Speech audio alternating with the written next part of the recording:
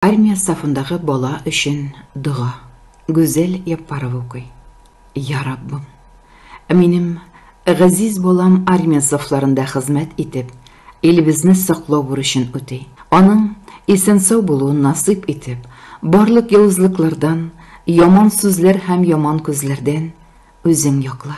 Кемне дә булса хаксызга рәнҗетүеннән һәм үзең дә хаксызга рәнҗетүләрдән имин кыл.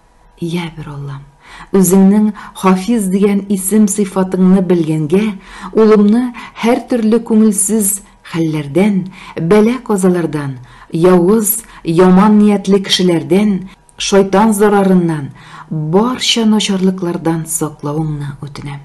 Улыбыз яхшы, игелекле, үзенә ярдәм итәрдәй дус иптәшләр, хәерле юлдашлар насыйп итеп, аны явыз бәндәләрнең зыяны тимәслек итеп, кайгыртуыңны сорап, бер үзеңә ялварам.